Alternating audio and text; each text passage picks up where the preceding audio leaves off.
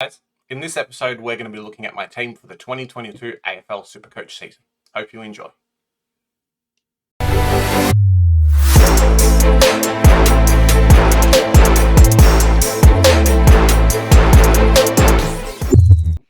"2022 poses a lot of questions, and looking at structures and the way that defensive rookies and rookies in other positions go, there's a lot of things differently than what we've had to do in previous years. The general guns and rookies technique of stacking premiums and getting the super cheap guys just doesn't work this year. We just don't have the rookies. Because of COVID, because of other reasons, we're really stretched across a lot of lines. And that just means that, we have to be a bit inventive. So here's my team for the 2022 Supercoach season.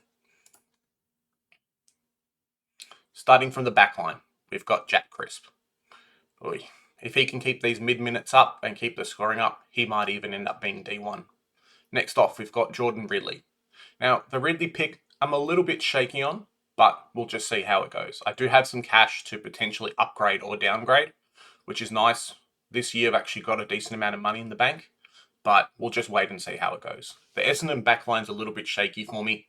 More people have come into that position, and as you saw from the first preseason game, he just didn't see enough of the ball, really. But there's not a lot of picks in that position. Maybe he becomes a Stewart before round one. We'll just wait and see. Next up, we've got Jaden Short. So, Short is now in a backline with no Woolley, no Vestelin, I don't think. And it's a bit of a more progressive backline too. If you saw the preseason game, they're moving the ball a lot more, and Short really does that. He's the great distributor off the half-back line, but he also pushes up quite far when they're keeping the opponent in their defensive 50 as well. So he sees a lot of that transition ball. A little bit more than, say, a couple of other players who could be in the same position, like a Bailey Dale, for example. Next up, we've got Lockie Whitfield. So, Whitfield, the man that could be anything if he wanted to be. He runs, he kicks, he marks, and he scores goals. But he plays in our back line. So he's the main distributor, it looks like, off the half-back with playing some midfield time at GWS, and it just works for us in Supercoach. If he can keep his body fit, if he plays well, he can really score us 110 plus. And for a 500k player, how do you miss him? George Hewitt. So, moving from Sydney to Carlton, he was promised a lot of mid-time, and we've seen in the last two AAMI games that that's happened so far. So that's why I've picked him at 400k. There's huge upside there, and even if he doesn't score the required, let's say, 105 average to be a keeper for the whole year, he is going to make me money. And money is king in Supercoach because we need to upgrade. That's why I've got George Hewitt. He's pretty cheap for the price. He does well, so that's why I've picked him. And then we're finishing off the backline with three rookies there. So Hinge, there's not a lot to talk about him. He has had a couple of shoulder complaints, but he looks to be the more stable of the rookies. We've got Paddy McCartan and Sander Conning. So both of those guys played in the preseason, and they look to do quite well. So, the midfield. Our midfields this year are going to be a lot different than what we've seen in previous years. First off, when the season started, we all had 5 premiums. Now, some of us have even moved to 3 and 4, which I think may be the way to go, the way that this season's going. The midfield is full of our rookies who are going to be scoring a lot of points and are going to be making us a lot of money. And if you miss out on 1 or 2 of them to get a premium in, it just means that you're going to be behind. Imagine having an extra premium in the midfield and taking a rookie in defence who's going to be scoring 20s every week. It just doesn't work. So that's why I've gone 3 deep in the midfield. We start off with Jack Macrae, the guy who should be vice-captain every week, at least for the first 10 or so rounds as he plays really early games. He's consistent and he scores well. And looking at his price, something I'll bring up a bit later, looking at his price compared to other guys at a similar level, he doesn't drop that much in value. So if I was thinking, hey, I'll pick him up later, well, I'm going to be paying similar to the price I start with. And for me, that's just not good value. Touk Miller, the guy that scores 140 off a bad game of Supercoach. Oy, oy, oy. If you don't start Miller this year, you're doing something wrong. And that's why I put him into the team. He's my pick for the Brownlow. He's my pick for the most expensive player, and I think he's going to do really well this year. Gold Coast rely on him, and you just can't tag him. He's a midfielder who scores goals, and I wish he was in my AFL team. Lachie Neale, the guy that won the Brownlow and then the next year tanked hard. So This year I've picked Lachie Neale. He seems to be a great value pick in the midfield, and he should come back to those Brownlow levels. He maybe doesn't score like the 130 plus, but he will score 120 plus. And at 540k, you have to pick him. Matt Rowell. Boy, oh boy.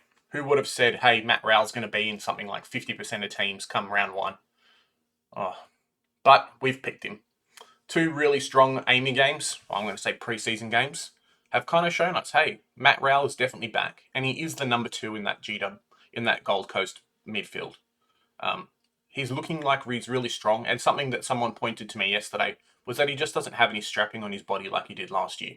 No more mummification. He looks really fit, and I think he's going to score at 340k. Even if he only scores a 90 to 100, he's going to make you money, and that's what you want.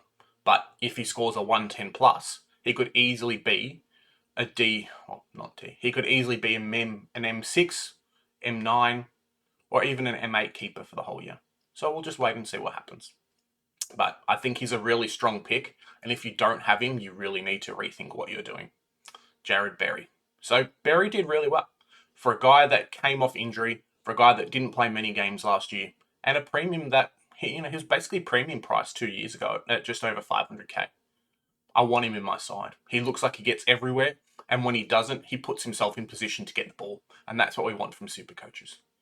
There will be games where he scores 40s, but there will be games where he scores 90s, and a couple of 90s in a row means that he's going to jump in price. I'm not expecting to keep Berry for the whole year, especially at 260k, but he does really well, and he's going to make us money, and that's what we want. I could easily see a Berry up to a midfield primo with a rookie added on, come round 6 to 9. And that's when those super uber premiums like your Steele are going to drop in price. If you don't believe me, look at his scoring. Previous years, between round 6 and 9, he's dropped at least 100k. And that's what I'm hoping is going to happen again.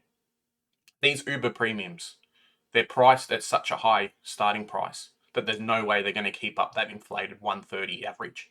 It's just not going to happen. And that's great for us super coaches who maybe are tossing up between him or adding some extra value in your side.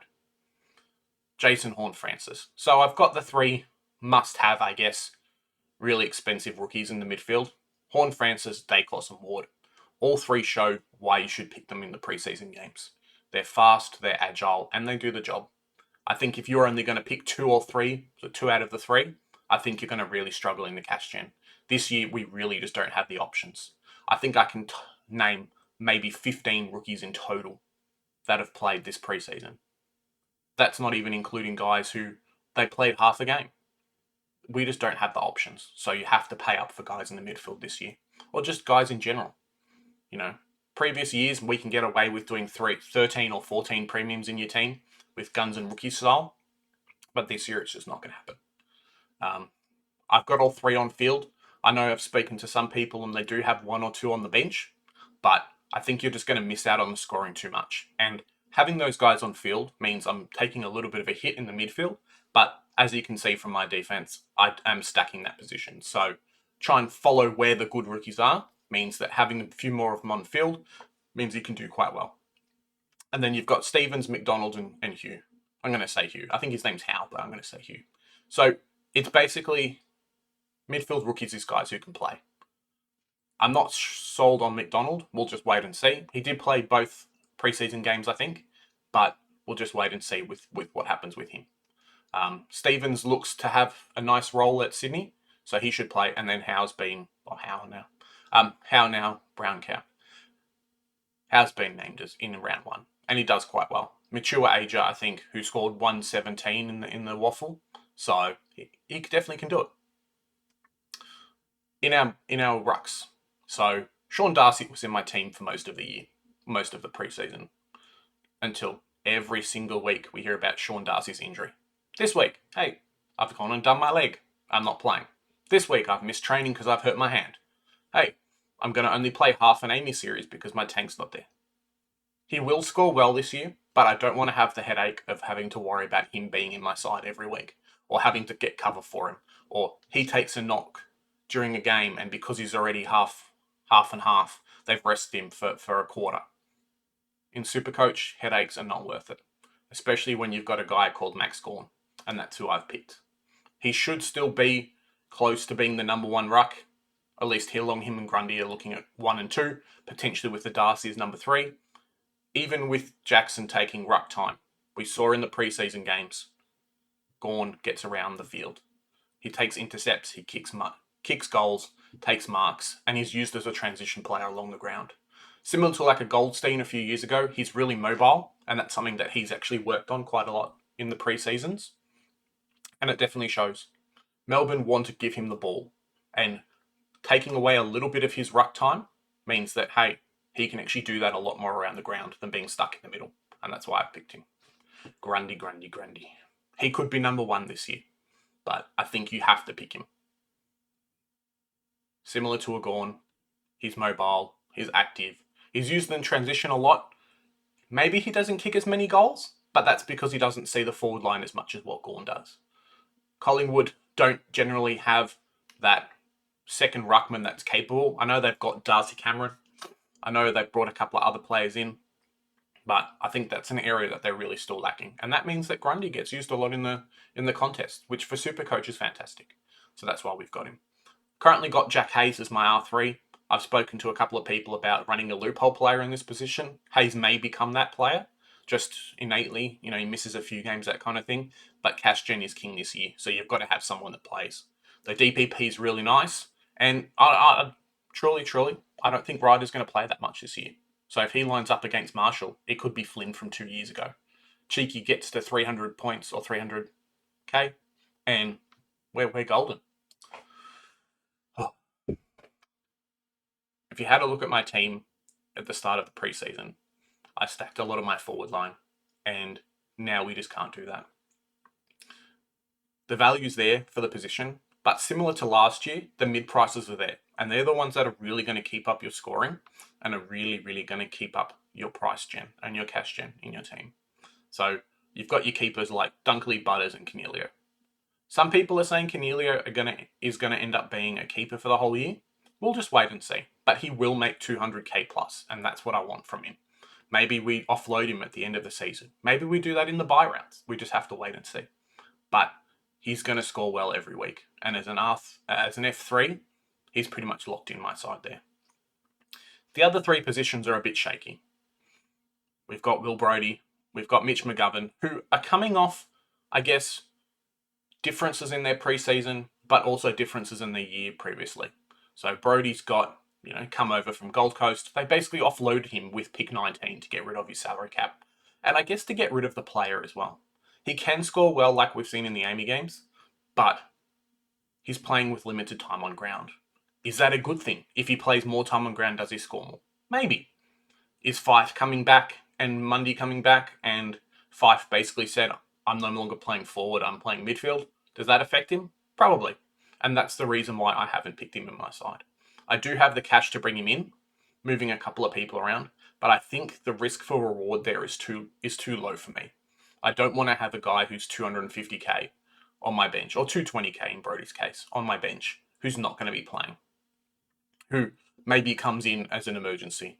And I think that potentially is what's going to happen. And another thing with Supercoach, you just can't pick everyone.